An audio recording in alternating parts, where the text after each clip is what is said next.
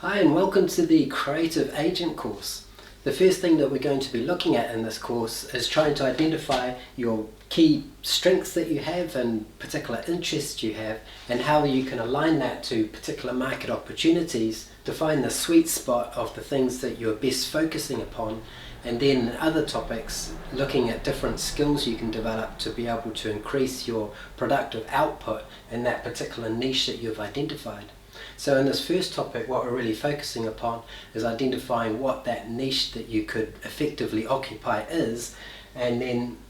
focusing on building up your values and your mission, and identifying different actions or principles you can take to help clarify that niche and focus your actions on building mastery and expertise within that particular niche.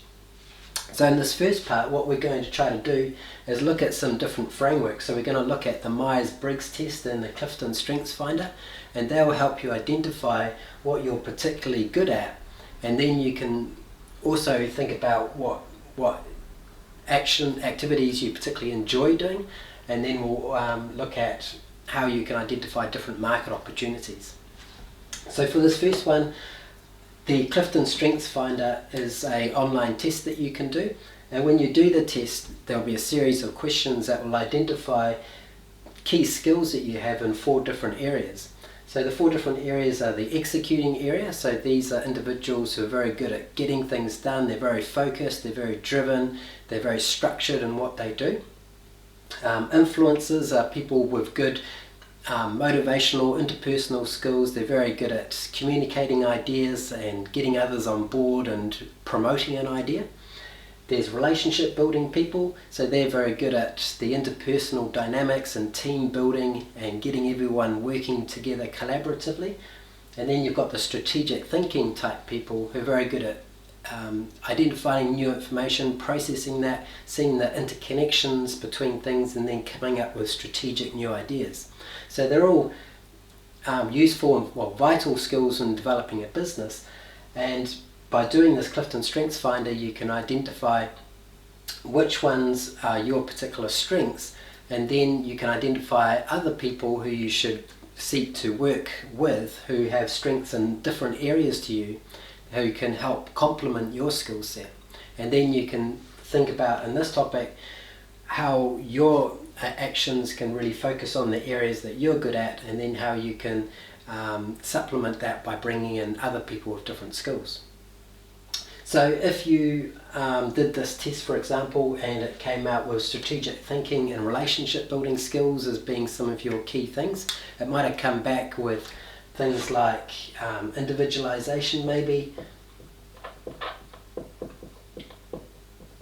was a relationship building skill that you had. So that individualization is one that enables you to see the particular strengths and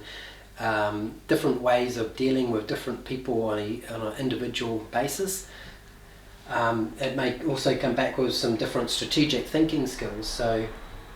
it might be ideation, which is the ability to come up with new ideas, so to be able to see the links between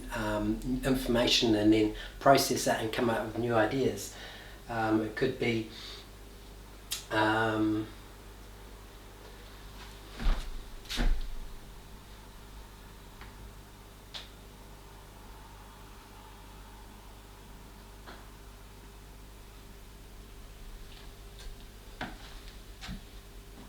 could be being a learner,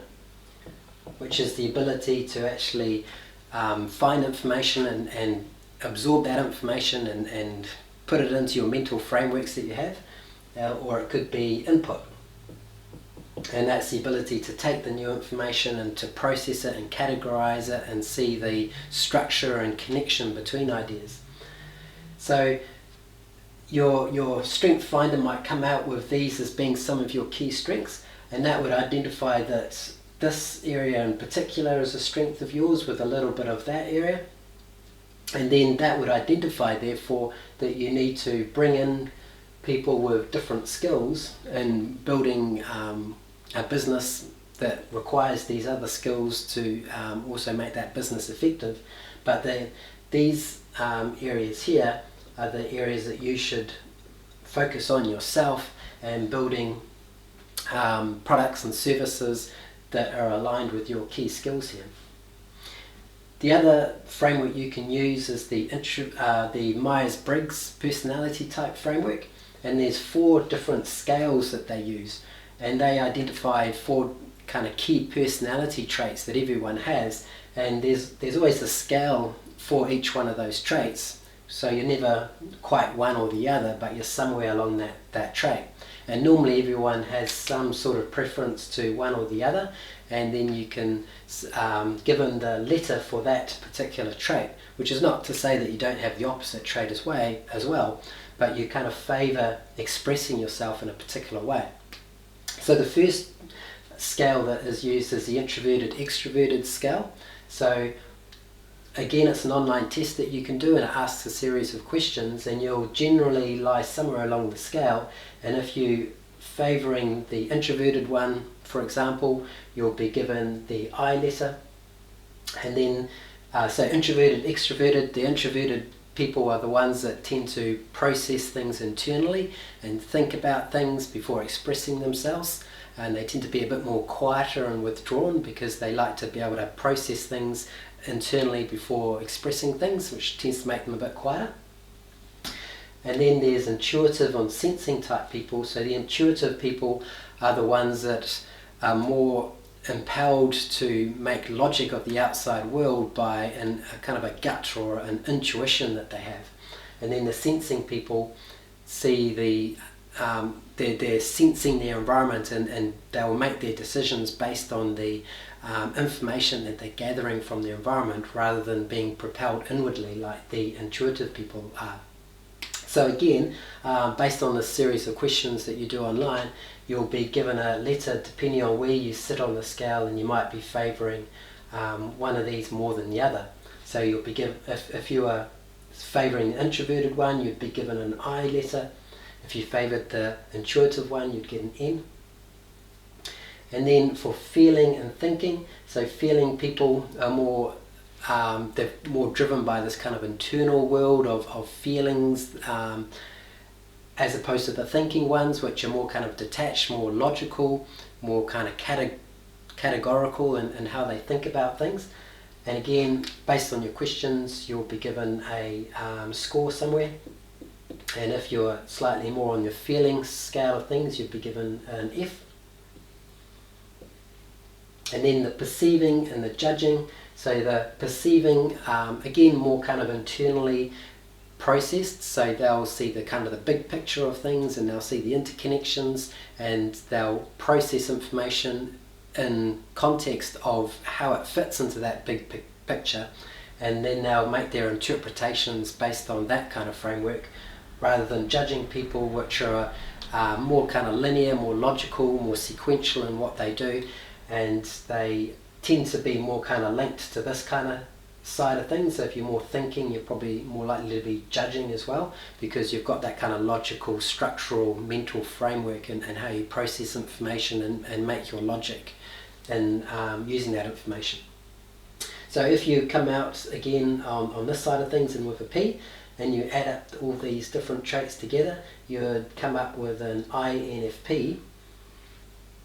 as being your particular personality type. So you could also add that to your kind of personality of what you're like. And the personality of an INFP person is they're quite, they're introverted, so they're kind of processing information internally, and then because they're intuitive, feeling and perceiving, all of their decisions are based on this kind of internal world that they inhabit, and how the external environment interacts with that internal world, and then they will make their decisions and actions based on how the information is interpreted internally, and what feelings and what intuition and perceptions will drive the actions and the thoughts that they take. So that will potentially combine with some of these other traits. So if you're that way inclined, and you've also got a lot of these kind of strategic thinking qualities, so if you're input, learner and ideation, and you've got an individualization as another strength. The culmination of all those things might mean that what you're good at is that you're good at being able to process information, collect all that information and organize it, to be able to think about how it fits together, and then to be able to see in a teamwork basis how to present that information in a way that's unique to the different people in your particular team. And then also recognizing with an INFP type framework that you're quite in kind of a quieter, kind of more reserved personality. So you haven't got the key skills and the executing or the influencing or maybe some of the relationship building skills, but you're able to kind of see the big picture, how things kind of fit together. So you're quite perceptive, you're quite intuitive, so you can see how to use this information within that kind of internal construct that you operate from. So all of that will kind of create a picture of what you're particularly good at, and in this case it might be, you might express that as what you're good at is learning, seeing the big picture, and coming up with new ideas. So by doing these tests, you've identified what are your particular strengths and what you can focus on when you're trying to become a creative agent, and to really focus on developing your niche and use that niche to be able to create products and services in the world if you're in a business, or if you're trying to achieve greater levels of self-mastery, how you can use your understanding of yourself to really focus on how you can best develop yourself moving forward, which might be identifying some areas that are not your particular strengths, and you need to keep an eye on those as potential blind spots, or work in collaboration with others that do have those strengths and an understanding of your particular strengths, and there's a nice collaboration dynamic between the two of you. So the next part, after identifying what your particular skills are, is what motivates you. And they're not necessarily the same thing. So you might be good at something, but it's not necessarily something you do for fun or what motivates you. So, you might be someone who likes video games and likes to spend all your time video gaming, but it's not something that is actually what will be aligned to some sort of productive outcome. So again, this one's a little bit different because there's no kind of online test that you can do about what you're good at, but by just kind of self-referencing and doing a bit of internal work, you can think about what it is you enjoy doing, what motivates you, what inspires you. So it might be that meaningful connection with others might be something that you enjoy.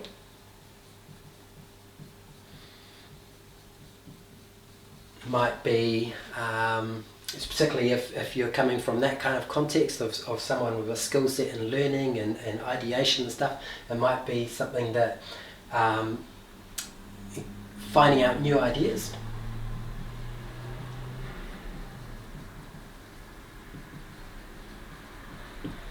Might be being in a diverse environment, so being in a stimulating, diverse environment is something that motivates you.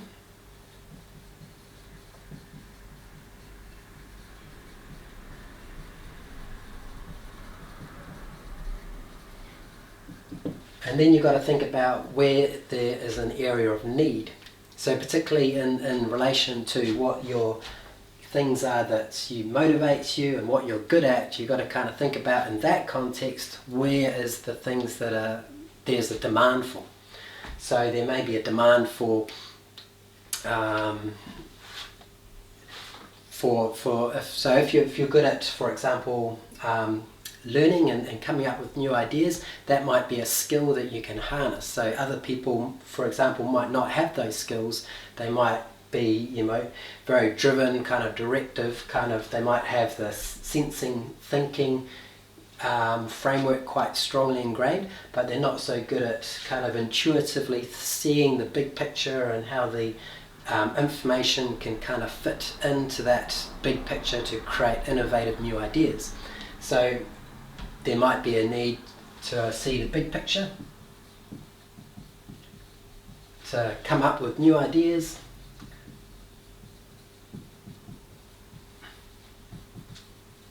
to see how concepts link together.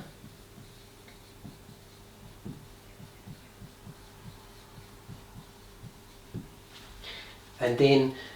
you can think about what is the overlap or the sweet spot between all these different things that can identify what your particular niche can be. So by combining these different aspects together, you might find that your niche, if you've found out that you're good at learning, you like being in a stimulating, diverse environment, you like meaningful connection with people, you like being able to transfer, and there's a demand for seeing how that information can relate to creating new ideas and making big pictures or coming up with new concepts. It might be that the sweet spot that you can kind of focus on is something like being a teacher, could be being a researcher,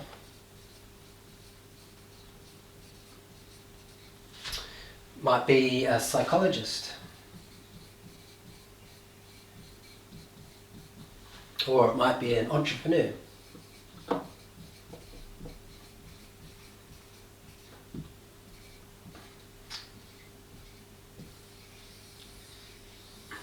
So you've kind of narrowed the vast field of potential possibilities open to you by having greater awareness about what your strengths are, what your personality type are, what motivates you, what interests you, and what there is a demand for. And it just kind of helps identify what are the particular roles or occupations that you can inhabit that might be the best for you. And then you can it's probably, you don't want too many different ones, but if you've got 3 or 4 different options, you can then think about what are the best options for you in your particular context. So depending on your age, your disposable income, your ability to study, your responsibility for supporting children, or responsibility to a spouse, or whatever it may be, might shape or influence out of the potential possibilities open to you, which one is the best for you. So a psychologist, for example, that might be you need a master's degree for that, and you haven't even got a bachelor's degree, and you're supporting children, so you might think, that might not be the best option for me right now. And then there's a couple of different opportunities in the other options that you might see as being a good one, and there might be a way, which is always a good idea, to be multifaceted a little bit and not just be too fixated on one thing, but have a little bit of a few different things so that they all overlap with each other and they all reinforce and strengthen each other, but it also gives you a bit of a diversity to follow different avenues, to diversify your skills, and not be too fixed in a particular niche, but to still be a little bit diverse, but still have a particular niche that you're operating from. So you might decide that a teacher and a researcher and entrepreneur might be something that you can do to some extent at the same time. So you might decide that I'm going to focus on being a teacher initially, but through my role of being a teacher, I can also do some research to identify new entrepreneurial opportunities that I can use, so that I can use my particular profession as a teacher to be able to find new entrepreneurial ventures that I can either diversify what I'm doing or potentially progress out of what I'm doing as a teacher. If you saw maybe there's more value in being an entrepreneur, there's more kind of opportunity to utilize the skills you have and express them to better advantage, to express yourself and I guess be more self-actualized, so kind of live your life to your full potential. You might decide that ultimately being an entrepreneur is what you want to be, but to get there, you wanted to first start as being an entrepreneur, doing some research to help better identify how to position yourself as an entrepreneur to make that successful for you. So that then gives you a plan of attack. So you've identified your strengths, what you're going to do, you've identified how you're going to apply your strengths to a particular occupation, and then you can then start to develop your strategy. So your first strategy might be, initially I'm going to focus on my qualifications for being a teacher, which in New Zealand only takes 1 year if you've got a degree already. So you could focus on that on the short term. You could be doing some research concurrently while you're doing that at the same time, and you could be doing research in particular into areas that support you in your role as a teacher, but also help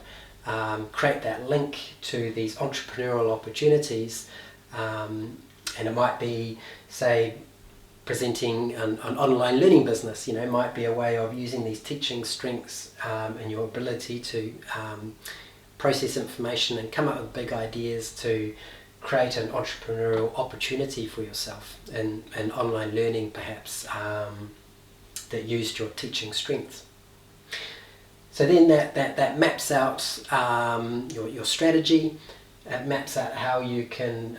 think about how you can start developing yourself as a creative agent in a way that utilizes all your strengths, and then as you explore some different ways to reinforce your strengths, so being more disciplined, building habits that help reinforce your development,